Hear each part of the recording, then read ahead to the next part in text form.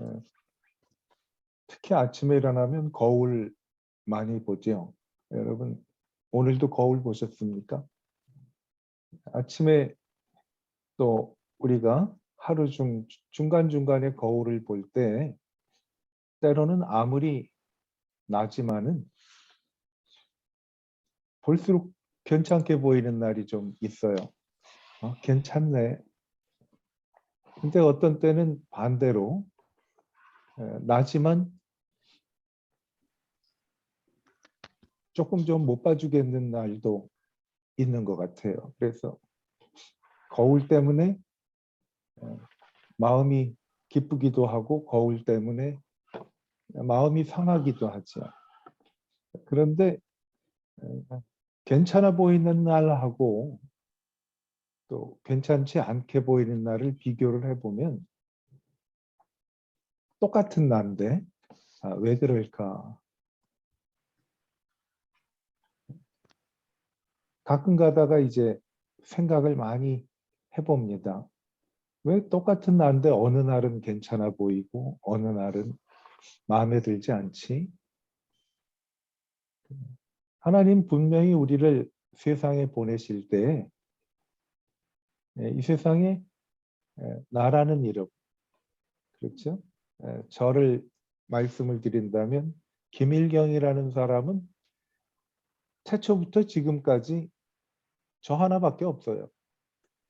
그리고 아마 이 세상이 마치는 그날까지도 저라는 인물은 저 하나예요. 그러니까 저는 누구하고 비교될 수가 없는 그런 사람이지요. 그러니까 나니까. 뭐 외모나 성품이 좀 비슷한 경우는 있어요.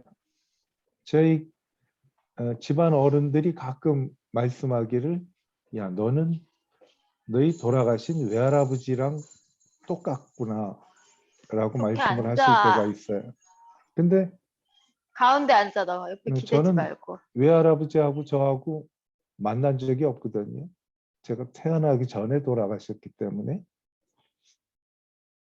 근데 외할아버지하고 닮기는 했지만 제가 외할아버지가 아니지. 저는 저 하나예요. 여러분도 마찬가지고.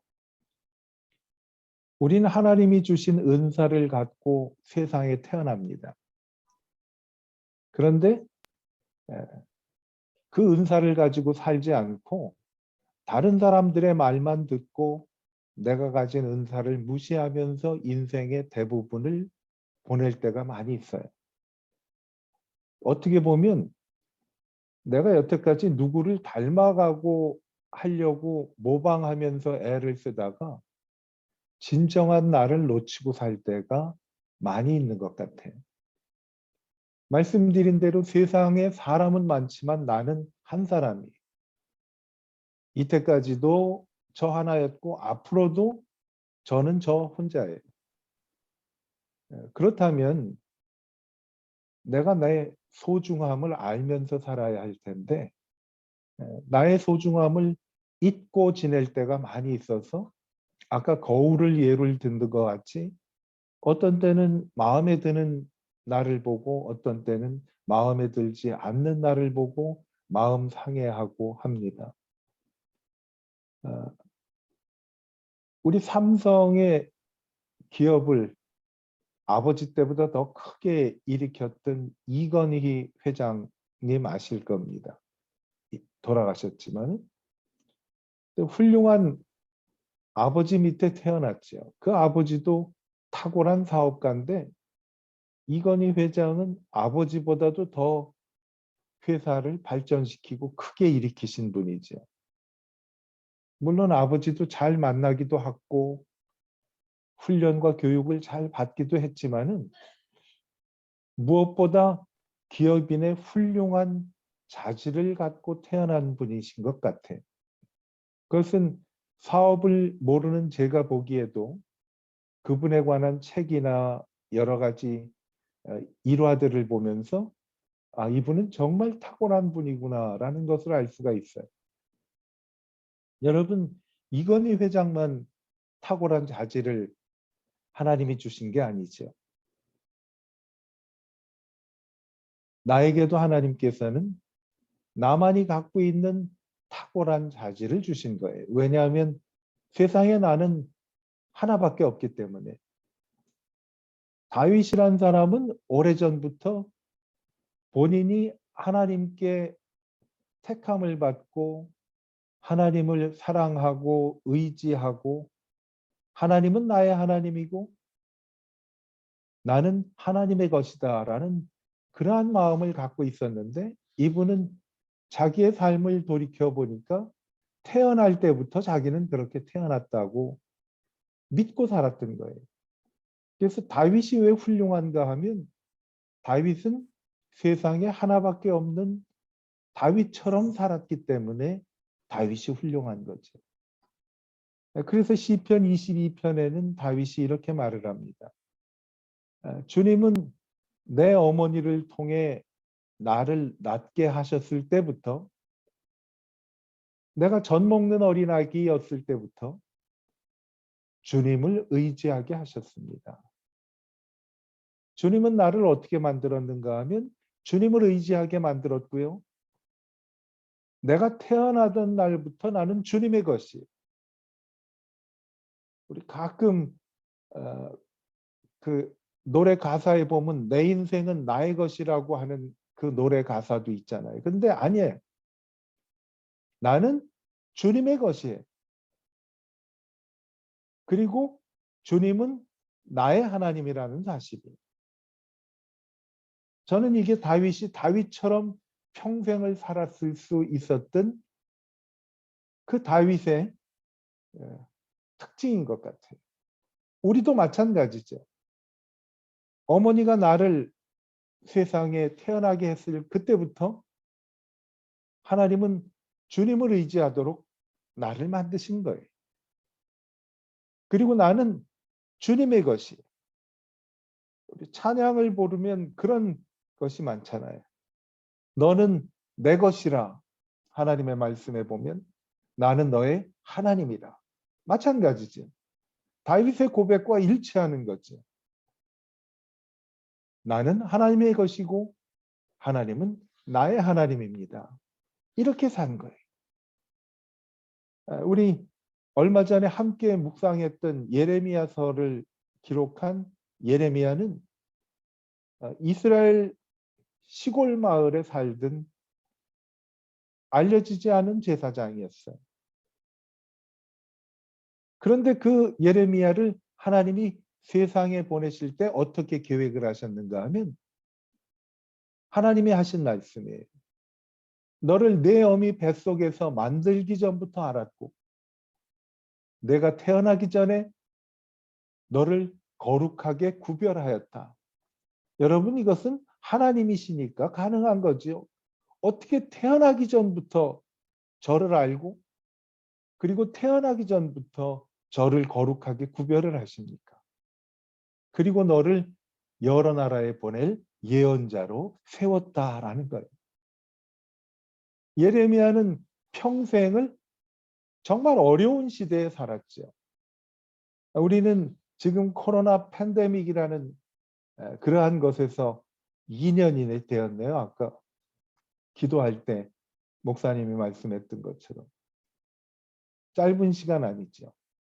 이 예레미야는 나라가 망할 것을 하나님께서 사람들에게 예언하라고 하신 그런 환경 속에서 산 거예요. 여러분 살다가 어떻게 해가지고는 형편이 안 좋아서 망하는 것하고 망하기 전부터 망할 거라고 사람들에게 말씀을 전하는 그 하나님의 메시지를 전하기는 쉽지 않지요. 예레미야가 자기가 이런 사람이라는 것을 깨닫지 못했기 때문에 하나님은 예레미야에게 이렇게 말씀을 합니다. 어머니 뱃속에 만들기 전부터 나를 알았다라고 말씀을 하십니다. 태어나기 전부터 거룩하게 구별하고 여러 나라에 보낼 예언자로 세웠다. 하나님은요, 저희들도 똑같이 만드셨습니다. 다윗에게 하나님을 의지하게 만드셨고, 다윗이 하나님은 나의 하나님이고 하나님은 다윗에게 너는 내 것이다 라고 말씀해 주셨죠. 예레미야에게도 똑같이 말씀을 합니다. 태어나기 전부터, 만들어지기 전부터 알고 구별하여서 세웠다라고 말씀을 합니다.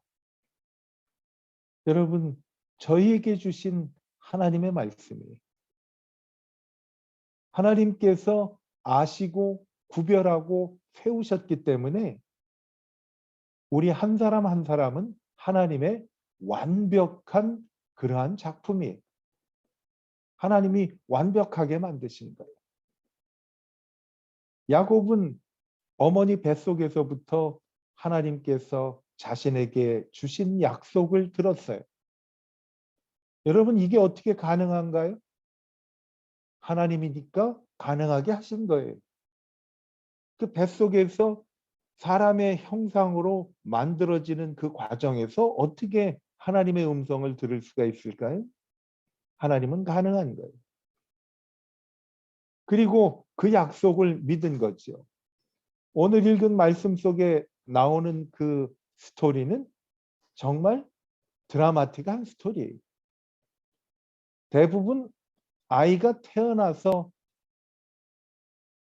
생겼던 일들을 사람들은 말하고 기억을 하는데, 오늘 읽은 말씀에 보니까 뱃속에서 쌍둥이가 형의 발꿈치를 붙잡고 어머니 배 앞으로 나왔다는 것은 이거 정말 드라마틱한 일이죠.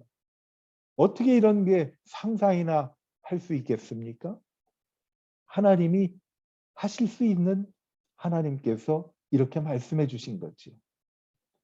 그러니까 오늘 읽었던 말씀의 주인공인 다윗은요, 어머니 뱃속에서부터, 그리고 어머니 배 안에서 나오는 그 순간에도, 그리고 그때부터 숨을 거두는 마지막 순간까지 이 하나님의 약속을 붙잡고 살았던 거예요.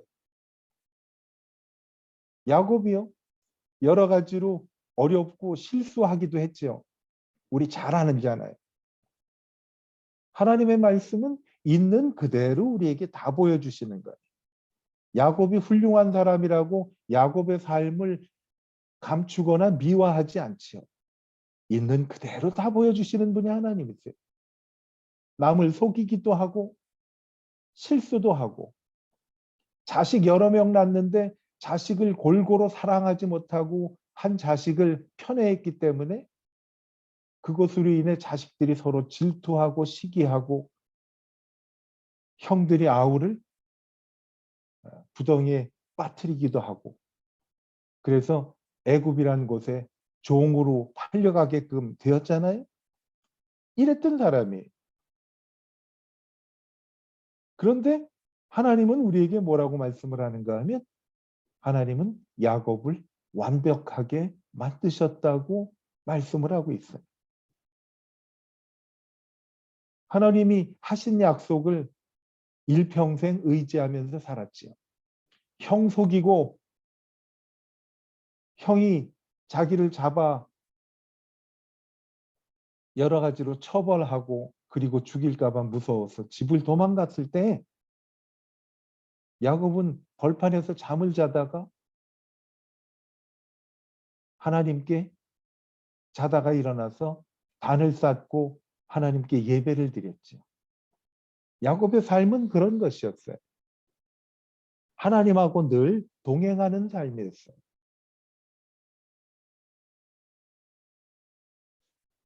야곱이 잠 깨어서 일어나 가지고 돌단을 쌓은 것을 본받자라는 찬송, 그 찬송가의 내용은 뭔가 하면 내 주를 가까이 하려 함은이죠. 야곱은 부족하고 연약하고 실수투성이었지만은 야곱의 삶은 주님을 날마다 가까이 나아가서 만나는 삶이었어요. 그래서 평생 야곱은 야곱처럼 산 거예요. 그 비결은요, 하나님께서 자신에게 하신 그 약속을 붙잡고 그 약속을 의지하고 나는 주님의 것이고 주님은 나의 하나님이라는 사실을 믿고 의지하면서 산 거예요. 완벽하게 야곱을 만드셨어요. 우리 또한 하나님께서 완벽하게 만드셨습니다. 인생을 잘 사는 법은요, 하나님이 완벽하게 만드신 나로 사는 거예요. 그런데 내가 시시때때로 얼마나 많이 변화무쌍하게 바뀝니까? 어느 때 거울을 보면 내가 괜찮아 보이기도 하지만 어느 때 거울을 보면 왜 이럴까 하는 도저히 나지만은 받아들일 수 없는 나의 모습이지요. 그것은 내가 보는 나예요. 하나님은 그럼에도 불구하고 완벽하게 만든 거지요. 야곱은 철저하게 야곱으로 살았습니다. 아니, 형보다 동생이 나아질 것이다라는 그 하나님의 약속은요, 현실성이 없어요. 이스라엘 문화에 의하면 장자를 우선시하는 그런 문화지요. 여러분, 믿음의 장애분은요, 언제 우리에게 나타나는가 하면 현실성이 없어 보일 때 내 믿음의 장애물이 앞에 나타나게 되는 거예요. 야곱은 현실보다는 완전하고 신실한 하나님의 약속을 믿은 거죠. 세상에 야곱이라는 이름은 많아요. 야곱이랑 비슷한 사람들도 많지만 오늘 읽었던 창세기에 나오는 그 야곱은 세상에 단 한 사람뿐입니다. 하나님은 모두 다 완벽하게 만드셨어요. 야곱 비슷한 야곱도 하나님은 완벽하게 만드셨고 오늘 예배 드리는 저희 모두도 완벽하게 만드셨어요. 하노이 베델 교회라는 공동체를 통해서 저희들은 이렇게 함께 예배를 드리지만 여러분 이 예배에 참석한 우리는 같은 사람이 한 분도 안 계시잖아요. 그렇지만 하나님께서는 한 분 한 분을 모두 완벽하게 만드셨어요. 야곱은 형이 되려고 애를 쓴 게 아니에요. 하나님이 완벽하게 만드신 야곱이 되려고 했지 형이 되려고 한 것이 아니죠. 형이 가진 축복을 가로채기는 했지만 야곱은 일평생을 야곱으로 사는 거예요. 여러분 침례 요한 아시죠? 침례 요한은 어머니가 이름이 엘리사벳이에요. 예수님의 어머니 마리아하고는 사촌간입니다. 마리아가 예수님을 임신했을 때 침례 요한의 집을 찾아가서 엘리사벳을 만났지요. 그때 침례 요한을 임신한 지 엘리사벳은 6개월 됐을 때예요. 예수님이 찾아갔을 때 예수님이 잉태된 채로 그 가정을 찾아갔을 때 성경을 보니까 뱃속의 어린아이가 막 뛰더라고 성경은 말씀을 합니다. 왜? 침례 요한은요. 예수님을 기뻐하며 예수님의 오심을 세상에 선포하는 것이 침례 요한의 일이었어요. 사역이었어요. 세상을 사는 목적이었어요. 예수님의 길을 예비하는 침례 요한의 그 사명을 침례 요한은 소개해드린 대로 뱃속부터 하나님께서 주신 일을 이루면서 살아갔던 것을 성경은 말씀하고 있는데 나중에 헤로드 왕에 의해서 목이 베어져 가지고 죽는 그 순간까지 침례 요한은 요한답게 산 거예요. 세상에 예수님을 소개했던 그 침례 요한과 같은 요한도 이름은 똑같지만은 세상에 같은 사람은 하나도 없지요. 평생을 침례 요한은 보라 세상 죄를 지고 가는 하나님의 어린 양이로다 하고 선포하면서 살았어요. 요한답게 산 거지. 여러분, 냄새라는 것은요, 우리 그리스도의 향기라는 말을 많이 하잖아요. 그리스도의 향기는 우리가 얼굴에 바르는 화장품이나 로션하고는 달라요. 향수를 바르거나 로션을 발랐을 때, 아, 냄새 참 좋은데? 그것은 우리가 겉에다 바르는 거죠. 그런데 성경이 우리에게 말씀하는 그 그리스도의 향기는 안에서 밖으로 나오는 거죠. 그리스도인의 향기는 뭔가 하면 우리 안에 모시고 사는 예수 그리스도가 나를 통해서 밖으로 나오는 거예요. 야곱의 삶은요, 그 안에 계신 하나님이 야곱의 삶을 통해서 밖으로 나온 것이. 흠 많고 허물 많고 어떻게 보면 야곱 하면은 속이는 사람, 약삭 바른 사람이라고 하지만 하나님은 야곱을 야곱처럼 만드신 거예요. 야곱이 어떻게 야곱으로 살았을 수가 있었는가? 하나님을 의지했고 나는 하나님의 것이라는 것을 알았고 하나님은 내 하나님이라는 것을 신뢰하면서 살았던 거지. 여러분, 그렇다면 나는 어떻게 나답게 살 수가 있는가라는 거예요. 여러분, 내가 세상에 살아있고 그리고 숨 쉬는 것조차도 하나님이 허락하신 거죠. 그래서 성경에 예수님은 참새가 2마리 한 아사리원에 팔리는 것도 하나님이 허락하지 않으시면 안 된다고 말씀을 했어요. 그러면서 하물며 너희일까 보냐 두려워하지 말라라고 말씀을 한 거예요. 이 말씀은요, 나는 연약하고 정말 실패하는 사람이지만은 나는 하나님의 든든한 보호 가운데서 살고 있음을 말씀하고 있는 거예요. 그게 완벽하게 만든 하나님의 작품이에요. 걸작품이에요. 하나님이 매 순간, 여러분 숨 쉬는 게 매 순간 아니잖아요. 매 순간이죠. 숨을 멈추지 않고 살 수가 있습니까? 잠시 어떤 특별한 목적을 위해서 어떤 일정한 순간을 숨을 멈추고 지낼 수는 있지만 계속 멈추고 살 수는 없죠.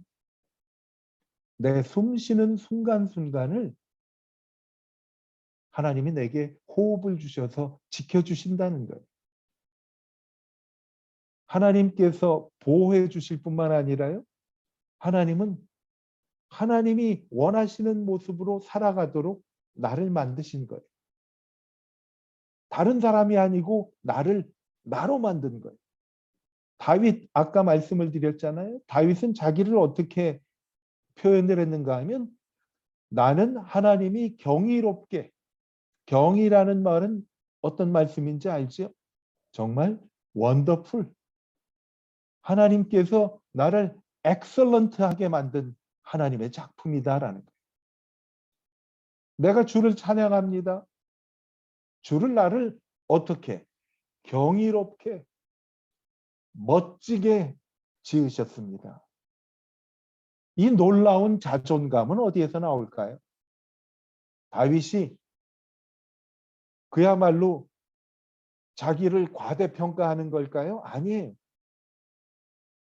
자기를 만드신 하나님이 누군지를 알기 때문에 하나님 앞에서 고백하는 거예요. 주께서 나를 경이롭게 멋지게 만드셨습니다. 주의 작품은 정말 놀랍습니다. 이거는 요즘 말로 얘기하면 이러는 거야. 나는 정말 대단해. I am so great. I am great. 이거 사람이 할 얘기입니까? 그런데 누가 뭐래도 다윗은 본인을 하나님께서 어떻게 만드셨는지를 너무 잘 알기 때문에 하나님은 나를 경이롭게, 멋지게, 놀랍게 만드셨는데 그 다음에 뭐예요? 내 영혼이 너무나 잘 알고 있습니다. 하나님이 이러한 고백을 내 영혼에 주셨다는 거예요. 여러분, 이러한 마음을 하나님께서 우리에게 주셨어요. 한번 스스로에게 이렇게 고백을 하면서 하나님 앞에 찬양을 드려보세요. 주님께서 나를 경이롭게 멋지게 지으셨습니다. 주님이 만드신 작품 나는 정말 놀랍습니다. 내 영혼이 너무나 잘 알고 있습니다. 하나님이 나를 완벽하게 만드신 거예요. 여러분, 우리는 가끔 누구를 닮아가고 누구하고 비교해서 초라한 나를 생각하면서 마음 상해할 때가 있는데 오늘 하나님이 우리에게 말씀을 하십니다. 세상에 너는 너 하나야. 내가 너를 완벽하게 만든 너는 나의 걸작품이야. 이렇게 말씀을 합니다. 하나님께서 나를 하나님의 걸작품으로 만드셨을 때 우리는 어떻게 살아야 될까요? 야곱의 부족한 점도 봤지만 야곱은 야곱답게 살았어요. 다윗의 부족한 점이 얼마나 성경에 많이 소개합니까? 그런데도 다윗은 이렇게 고백을 한 거예요. 왜? 내 영혼이 너무나 잘 알고 있습니다. 하나님이 이 마음을 다윗에게 주신 거예요. 우리에게도 주시는 것이. 그래서 하박국에 보면 이렇게 말씀을 합니다. 주 여호와께서는 내 힘이십니다. 그분은 내 발을 사슴의 발처럼 만드시고 그분은 나로 하여금 뛰어댕기게 하십니다. 여호와는 나의 힘이세요. 오늘 우리에게 하나님이 원하시는 것은 단 한 가지. 너는 나의 완벽한 걸작품이다 라고 말씀을 하는 거예요. 우리도 하나님 앞에서 그렇게 고백하며 하나님께 찬양을 드리기를 바랍니다. 하나님, 세상에 사람은 많지만 나는 오직 한 사람뿐입니다. 주님께서 나를 경이롭게 놀랍게 만드셨습니다. 내 영혼이 그것을 알고 찬양합니다. 여러분, 세상은 참 아름다운 거예요. 우리의 인생도 아름다운 거예요. 그런데 가장 좋은 것은 아직 오지 않았습니다. 가장 좋은 것은 하나님이 가장 좋은 것을 우리에게 주고 계시는 것이 주께 가까이 나가면 야곱처럼 하나님께서 내게 주신 가장 완벽하고 the best, 최선의 것을 하나님이 우리에게 주심을 경험하게 될 것입니다. The best is yet to come. 가장 좋은 것은 오지 않았어요. 오래전에 만든 비행기는요, 비행기 동체를 나무로 이렇게 만들고 그 위에다가 천을 씌워서 만들었다고 합니다. 요즘의 비행각은 전혀 다르죠. 선교사님들이 간증을 할 때마다 많이 사용하는 그런 간증을 제가 하나 소개해드리고 마칠게요. 처음 나무로 만든 동체의 그 비행기를 조종하는 조종사가 멋지게 비행을 하고 있는데 어디에서 이상한 소리가 나더래. 보니까 그 조종사가 있는 그 발 밑에 쥐하가 한 마리 같이 타가지고서 쥐가 그 나무를 계속 깎더래. 미국에서 나무를 깎는 제일 잘 깎는 쥐 같았는지 엄청난 속도로 그 나무를 깎는데 조종사가 위기감을 느꼈어요. 저렇게 계속 쥐가 나무를 갉다가는 비행기 안에 바람이 들어와서 비행기가 잘못되기 쉽겠구나. 조종을 하면서 신경이 쓰여서 발로도 차보고 뭐 있었던 거를 던져보기도 했는데 쥐는 도망가지 않고 그대로 있는 거예요. 갑자기 지혜가 떠올라가지고 비행기가 고공으로 위로 올라가면 기압이 떨어져 가지고 쥐가 잘못될 것이다 라는 생각이 드는 거예요. 그래서 조종사가 갑자기 급상승을 했다고 합니다. 아주 높게. 그랬더니 쥐가 기압이 너무 차이가 나가지고 죽었다고 해요. 그러면서 선교사님이 말씀하는 게, 여러분 이 세상에 살면서 너무 힘들어갖고 어렵고 낙심된다고 좌절하지 말고요. 비행기가 고공으로 급상승을 하면 괴롭히는 쥐가 없어지고 죽어버리듯이 하나님께로 가까이 더 가면 우리를 괴롭히는 것이 모두 주저앉고 사라지고 멸해질 것입니다라는 그러한 것을 해요. 하나님의 완벽한 걸작품입니다. 내가 아직 진가가 발휘가 되지 않아서 그렇지 가장 좋은 것은 내게 오지 않았어요. 어떻게 하면 하나님의 완벽한 걸작품인 내가 진가를 발휘할 수 있느냐? 하나님께 더 가까이 나아가면 됩니다. 나아가서 하나님 앞에, 하나님은 나를 지으신 분이고 나는 하나님의 것이고 하나님은 나의 하나님이고 내가 주님을 의지합니다. 하나님께 더욱 가까이 갈 때 이 세상에 하나밖에 없는 가장 하나님의 완벽한 걸작품 내가 진가를 발휘하게 될 것입니다. 여러분, the best is yet to come. 가장 좋은 것은 아직 오지 않았습니다. 여러분, 하나님의 걸작품 그림 한번 보실래요? 얼마나 잘생기고 좋은가?